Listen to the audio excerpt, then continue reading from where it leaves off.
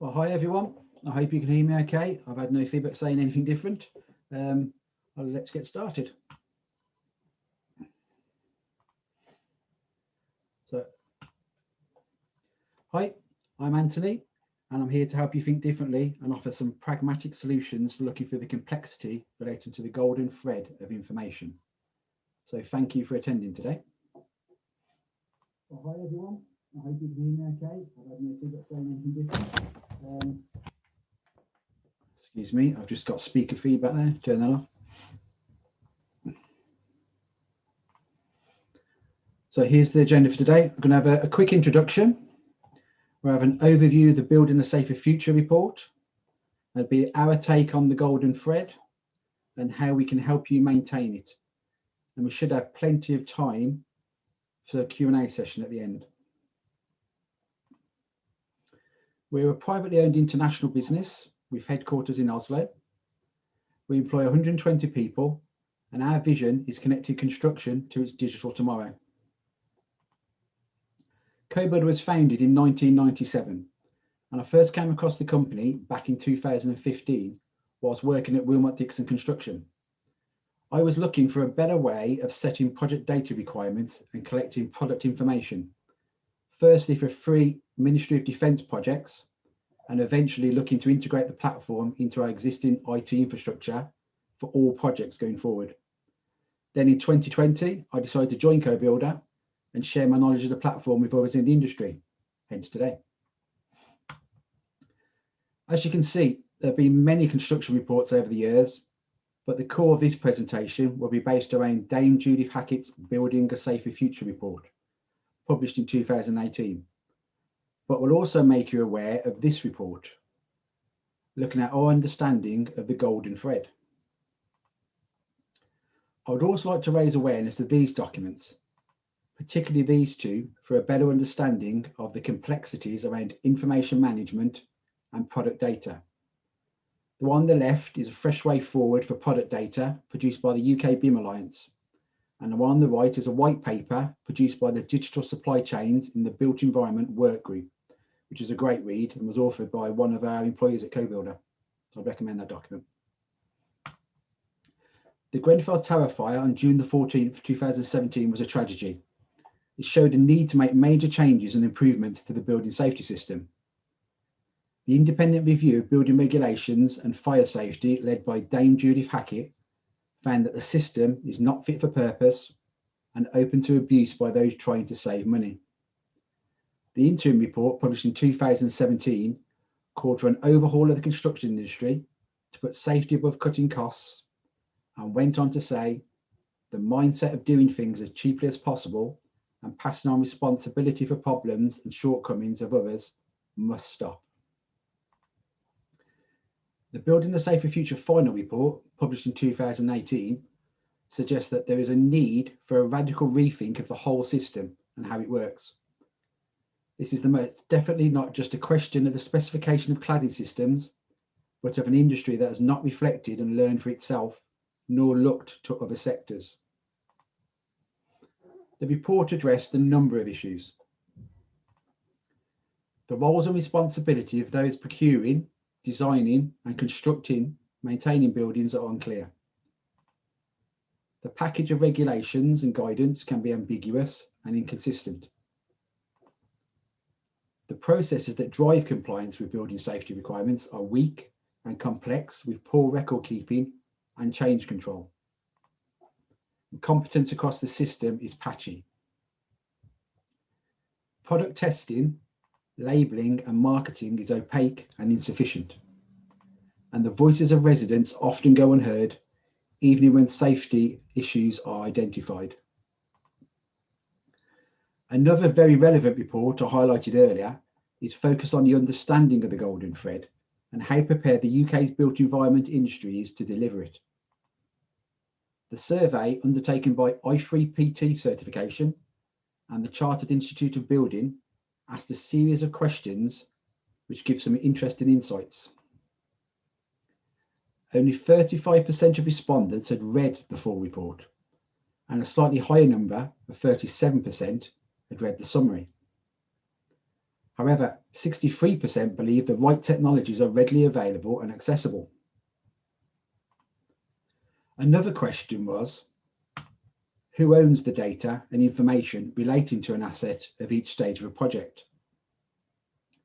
It became clear that there is no consensus on who owns project data at the design and construction stages.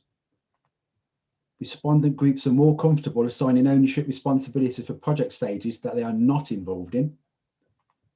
And all this leads to the situation called, "That's not my problem." These problems lead to a lack of complete, accurate and maintained building information, which causes a number of challenges. It is unclear whether any changes have been made between original design and the completion of construction, which may have an impact on the building safety strategy. The building owner does not have the required up-to-date information to be able to easily and effectively manage building safety across its life cycle. When refurbishing a building, it will be difficult to ascertain what effects many changes have on the building. So how can we record all this valuable construction information for the people who will be looking after or occupying the building?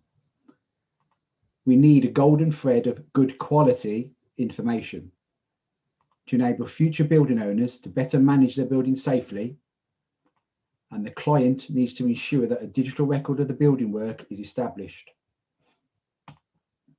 So what exactly is the golden thread? I feel it's best described in the Setting the Bar report published in October 2020. It describes the golden thread as being the digital by default record of prescribed documents and building information needed to ensure that the original design intent and any subsequent changes to the building are captured, preserved and used to support safety improvements throughout the building life cycle. And it also went on to say, all evidence should be recorded digitally, preferably using building information modelling, or as we know it, BIM. So the golden thread can be complex and it needs to be better understood. But as Dame Judy Hackett puts it, it's not rocket science. The golden thread should communicate what materials are used, the critical features of the building, and what I can and cannot do. But what has to be done to maintain it? BIM is critical to the golden thread, but it is not enough. Many people still think BIM is about 3D, but it's also about data.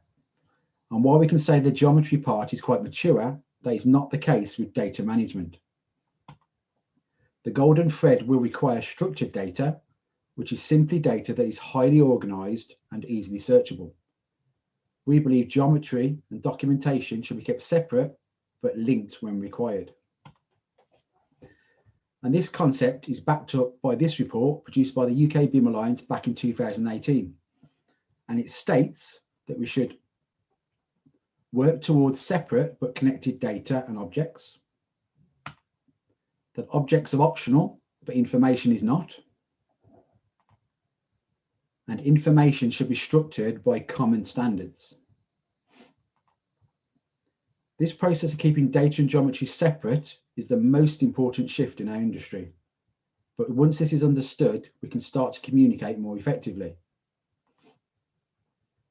Currently, we exchange information using PDF documents, which is time-consuming to find the information we need and difficult to compare. This is unstructured data that doesn't use a common language, meaning data that is not organized in a predefined way and therefore not easily searchable.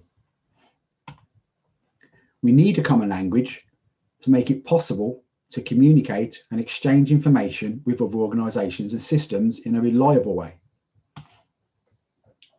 This common language is found in legislation, regulations, and multiple types of standards. And we have developed a process for digitizing this information, integrating it into a construction object, and turning it into something called a data template. A data template is a common data structure describing the characteristics, called properties, of a construction object, which could be an external door, a window, a valve, or even a masonry wall, and many more items. Once each property in the data template has been populated according to the required measure, value, or unit, these are known as attributes, it becomes a product data specific data sheet. The purpose of data templates is to make sure that people requesting product data and product data providers can exchange product information based on the same structures and using the same digital language. Once we have these data templates in place, we'll be able to maintain the golden thread of information and finally be able to compare products side by side. We can then check we have the information we requested to make better informed decisions before placing an order. This method of comparison has lots of potential for life cycle assessment tools going forward, as they provide information on the environmental impact of the products we select, which informs the current paper-based environmental product declarations, or EPDs, being generated today. There's also a new standard being developed, 22057, which aims to bridge the gap between life cycle assessments and BIM. The data template approach is in its core. All of the properties used to define our data templates have been sourced from relevant standards, and these standards are the backbone of our building regulations and approved documents, which will help the construction industry move towards a more evidence-based approach to compliance. But we also need data templates to connect BIM to the golden thread. As an industry looking to transform, we've been defining our own stuff for a long time. And if we look at just one example of a property taken from a data template, this one's called thermal transmittance, we can see the problems we currently face when trying to communicate with each other in a BIM environment. We have different ways of naming the same property depending on the way we work or the system we use. This is where data templates can solve this problem and finally connect BIM to the golden thread of information. Without them, we will never be able to trust the information we receive. The construction industry uses standards to design and specify products every day. And if we want to work digitally, BIM needs to abide by the same rules. Once we have this trust in our data, we can focus on designing, specifying, constructing, and/or manufacturing our future built environment and look to integrate with other platforms. Then we can start breaking down a building into its core components and better understand the level of commonality and variation between different types of buildings. We can then look to standardize particular products and components based on the information contained in the data templates. For instance, we could break down the component parts of a floor,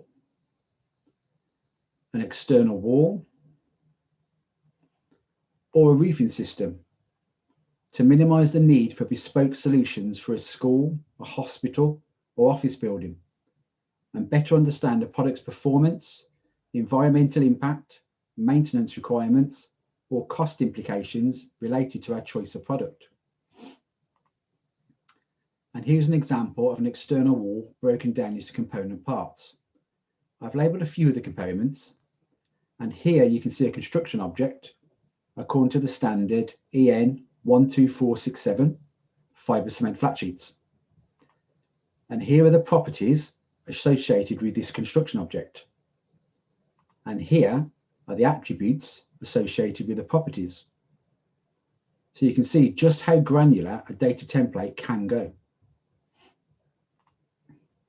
A single data template can enable many workflows and gives you a consistent data set, allowing you to build up your own applications and scale very quickly. We are currently working with clients to build up what has been named a data warehouse to store their choice of standard products and components within their own IT infrastructure. What's great about this data warehouse concept is that you are in control of your own data requirements and can select the right data for the right purpose. You also have the option of embedding the data directly into a 3D object from your digital content library prior to downloading in a format of your choice. The data shown here is consistent with data being embedded or linked to 3D models as part of a BIM workflow using our free plugins or linked to other systems through our API integration. We also have an exciting integration underway to allow users to link data sheets to products and components within a 360 virtual tour. And here I've selected a wall constructed from SIP panels, which has all the properties and attributes required. The data sheet is fully interactive as it is linked to our platform. You can also see the many classifications we've mapped to the product. Also have an example of a window, but this data can be attached to any product or component across all new project milestones to gather data on components that are usually hidden away from view at handover stage. And it's a great feature to have when looking to capture asset information for existing buildings. So as we come to the end of this presentation, I'd like to take us back to the description of what the golden thread is, as described by the Competent Steering Group for Building a Safer Future, and state that, in my opinion, data templates are the golden thread of information that is missing from the construction industry. So as Dame Judy Fackers has stated many times, don't wait for the regulations to make you adopt the change.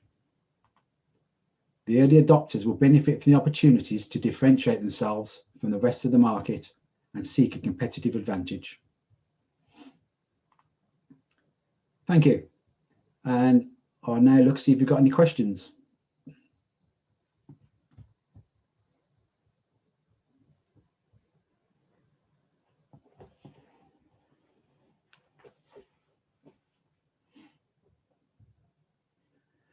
I've got one question come through I'm seeing. The golden thread notes that format is secondary. Is this not part of the problem in trying to standardize data? Notes for need a little bit of information on what they're trying to communicate there. I would say from my point of view, I think it's not about standardizing data so much, it's communicating a common language. And if you've got standardized data to draw from, that is only going to help communicate clearly and unambiguously what we're trying to request and deliver. I think that's the best response I can have for that one. I'll just go and see if there's any more questions.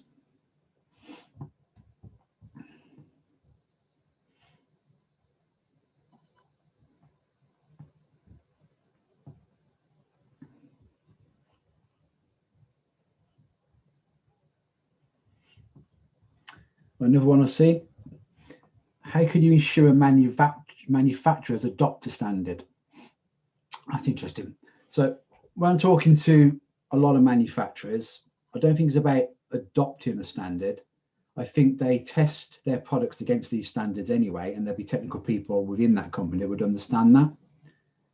And I would say that it's about how do we connect manufacturers to what we're doing with BIM and what we're talking about with the golden thread. It's almost how do we draw them in, and the SMEs are where we've been left out, I think. So it's really about not adopting the standards, but understanding how the standards can be digitized and how that can become our common language to talk from a manufacturer's perspective, a main contractor's perspective, and a specifier's perspective. I think that's what we're trying to get to. It's started with the end in mind's been a very common way of working for a few years, but I don't think we're delivering it yet. And to work the way we want to do within the BIM industry and going digital, all the rest of the working groups going on, digital supply chains, I think is a great one what we're doing. There's a lot of work going there, but I think it's really about what can manufacturers give us, how can we use that information, how do we standardize the language we use, and how can we deliver projects better, faster, on time, on budget, the usual stuff. Another one I can see. How do we best ensure that 10, 15 years on, that a data platform is still available or transferable to other platforms? Oh, a little bit beyond my knowledge, I think. I'd be a little bit technical. I'd say, how do we ensure it? I don't know, but it's obviously got to be about interoperability. I think if we're going away from proprietary systems and we work in open formats, that shouldn't really be an issue. I think the problem we have at the moment is when we're looking to transfer from one system to another, they don't talk a common language yet again. So we always come back to this, what is the language you want to use? I would say APIs are going to be the future. They seem to be the way we're going at the moment, translating information from one to the other. And I also think there's a place for what I call middleware, I should say. Other people may have a different opinion, but it's almost like saying, if we're looking at a manufacturer, he's got a PIM system, how do we go from that PIM system to another platform? So there could be middleware there that maps them. There could be an API connection. There's loads of options. It's just understanding the requirements that we're after achieving, looking at the outcome really, I think, more than anything. Just looking at a few others. How far away is the current OEM manual requirement from the, is that O and M, I would assume? How far away is the current O&M manual requirement from this data? Right, this has been a frustration from my point of view many years. So, I mean, what I showed you with the 360 integration is really my vision of what a O&M could be, because we're looking at, we produce 3D models. There's a certain scope. There's things we don't model. We have reality capture. We have point cloud scans. We have the 360 images, which I'm focusing on here as an integration. And that's going to then link the reality of what's been installed, what's existing that's outside the scope of a 3D model environment and the BIM workflows we've got, and still being able to attach this data set to help people and inform them with mainly maintenance, I think. If we're looking at the housing associations, for instance, I was having a chat the other day with a few people. We've got a lot of housing stock and people don't understand what they have in these buildings, especially boilers, I find have been a common factor at the moment. When does the boiler need servicing? What boiler do they have? And what condition is it in? So a simple way of saying, within our platform, we've got a template for the boiler, the properties associated with it, and even the idea of what is the model reference, when was it last serviced, attaching that into a 360 platform, which can be viewed from a phone, an iPad, any device these days. I think that's where we're heading. And that's where I'd like it to go. But there's other stuff within O&M that isn't captured in that way. So I think we're looking at drawings, documents, reports, certification, all that can be uploaded to our platform. And it's probably pretty much looking at a case-by-case project. What are the outcomes you want to achieve and how can we help you do that? So I think it's a big question. It's an interesting one to me because I'm always trying to future gaze a little bit of an O&M and what it could become. And in my mind, it has to be linked to what we're doing with the golden thread. It's working digitally and keeping a live document somewhere. Well, I've got lots coming through here. Give me 2 seconds to read.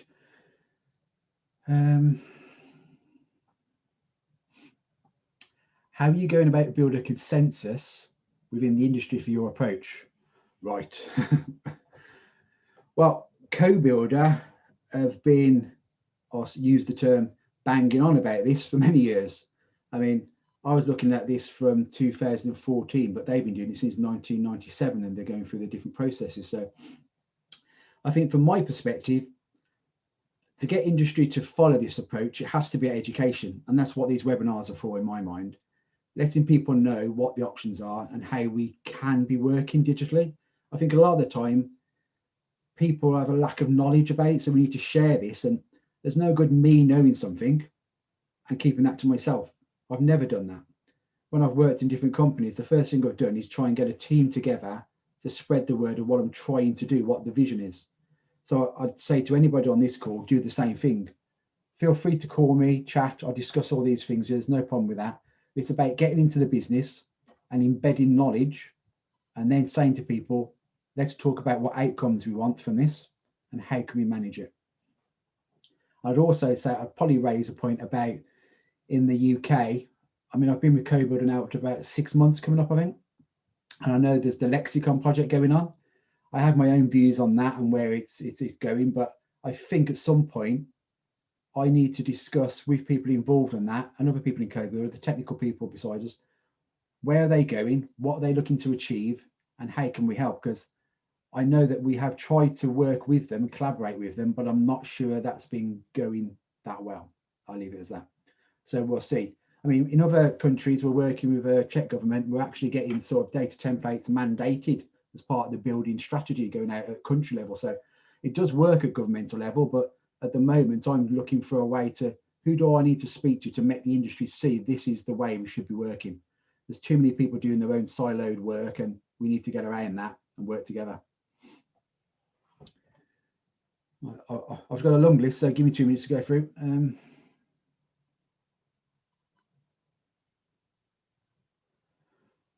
What is the process for confirming what has been agreed in the virtual world has actually been installed in the real world? Right, many ways about this. I think what most people are doing at the moment is going down the route of a point cloud scan and linking that to the models. But like I said before, there's some things in the model that aren't part of the scope.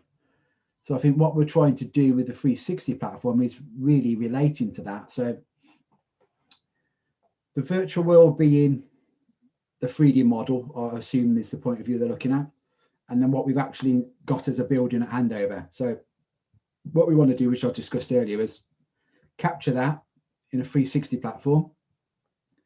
We can then apply the data to the stuff in that model. And a lot of that stuff in the 360 platform, I should say, a lot of the stuff does exist in the model. So we've got a workflow where a plugin could draw the data down into a native software platform, mainly Revit, I know people use, but it could be ArchiCAD, any system like that.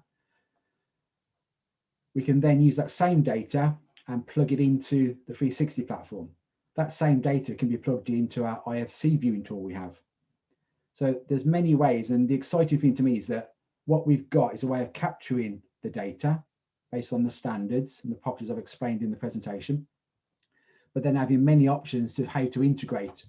And I think that's where all the work's at the moment. So we've got ways of integrating with plugins, like I said, and APIs, and we've got mapping tools going on. But I think the important thing is it's all sourced from the same place. You're going to have the same information going into there's different systems, but in the same common language.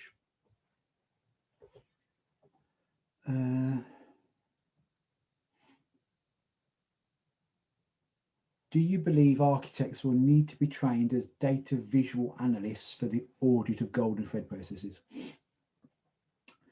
No, I think architects are very good at what they already do, and obviously the technicians that work with them.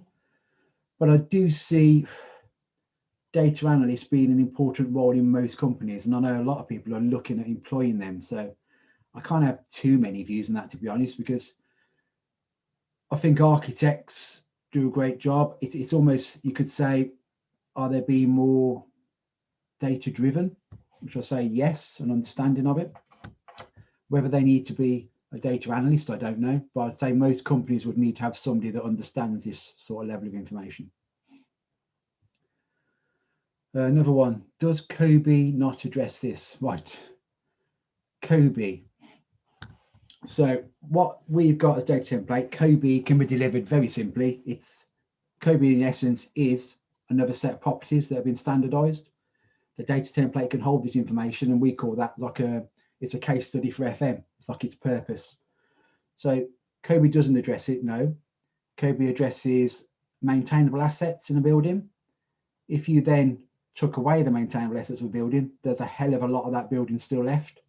And that's where we're looking at what information do we need, not just for maintenance, but for environmental impacts, performance of materials, which is what the golden thread's talking about. Do they perform correctly? What's been specified? What has been procured? What has been purchased? And having a transparent audit trail that digitally helps us do that to see where anything's been changed and track changes. So it's all about change management. So my answer to the question, does Kobe address this? Definitely not. Kobe is a purpose, and we can deliver that purpose. Right, what about products that are not installed in the building fabric but are required to facilitate the construction process, such as PPE and tools? Yep, so all of that is what I was talking about. So PPE, tools, all of that. A data template can be provided for a nut, a bolt, a washer, anything you can imagine. It's a construction object. Some of them are covered by harmonized standards, others by legislation, others by national standards, and some by just project specific standards. There's always some sort of written document that you can source as a hierarchy. So we start national and then we can go local. So I think the simple answer to that, yes, data templates cover any construction object, as we call it, which is the products we're talking about. So PPE and tools can all be covered. Is there the risk that we have so many different data templates? No, I don't see where the risk is for that. Why would a volume of data templates be used? As a business, if you look at what you actually produce and what the information is you need, it's, I suppose from a main contractor's point of view, you're looking at the supply chain. You usually have a preferred supplier list. You'll then look at probably standardizing that list, and then you're reducing the number of products that you use, which is what I talked about with the sort of platform approach to it, where you're reducing your standard products and components. You're then looking at the data you require on them, and then using that to deliver the outcomes that you want to achieve. So I'd say I don't think it's about volume. Volume isn't going to cause a problem. I don't think there's a risk there. The risk really is not understanding what we're talking about and not communicating the common language. When it's ambiguous, we cause ourselves problems, and that's what data templates are there to do, to create that common language and create the link. As what I'm talking about is an apple, and what you're talking about is an apple. Not, as Lars has said in many webinars, you're not asking for apples and getting a banana back, and I agree with that. So that's what it's about. It's requesting information in the right way.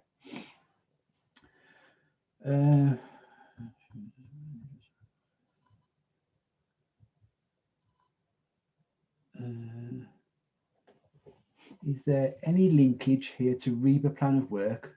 Does the information data set vary depending on the type of contract? So excuse me, I need a drink.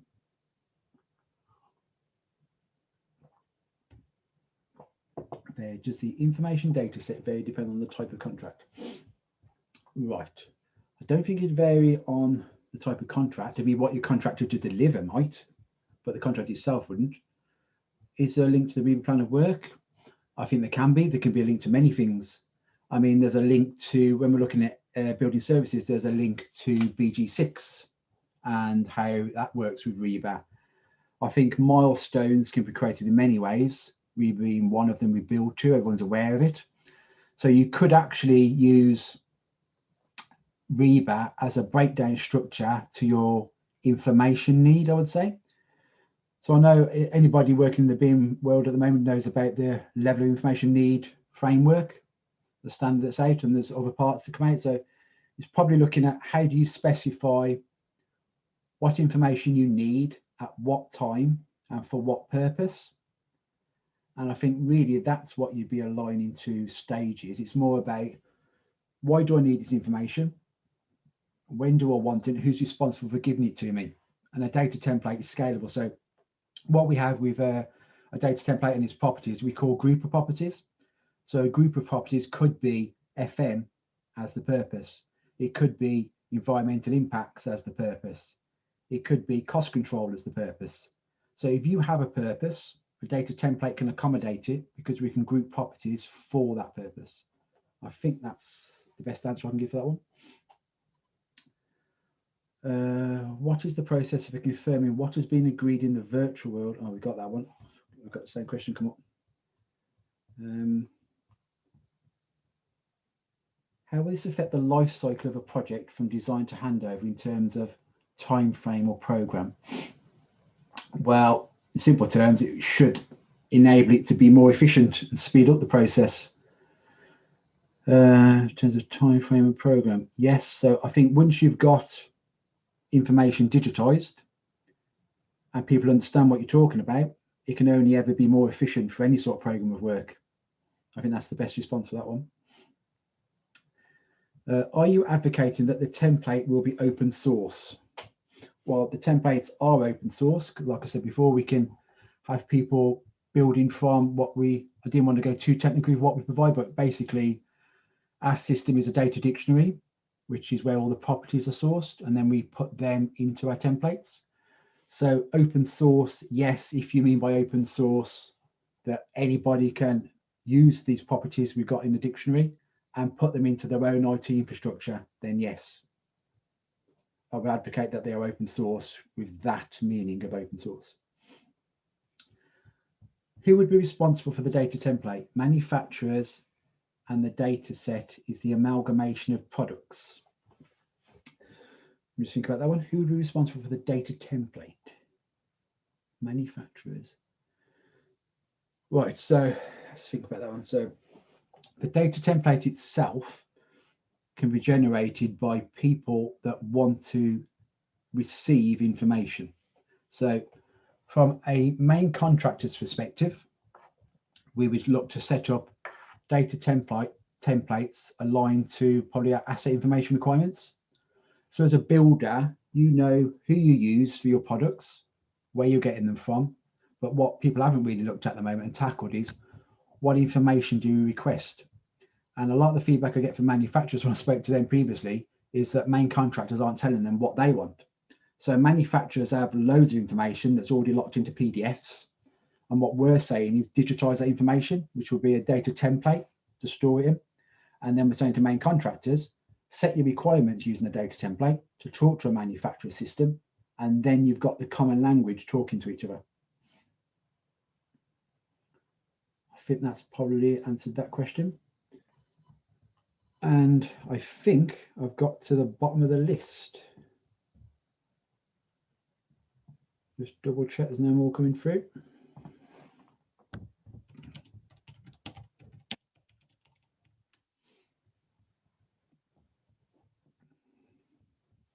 If you do have any more questions, and there's people still here, because I don't know, I'm talking to myself the whole time. So if there are questions, then feel free to put them in there now.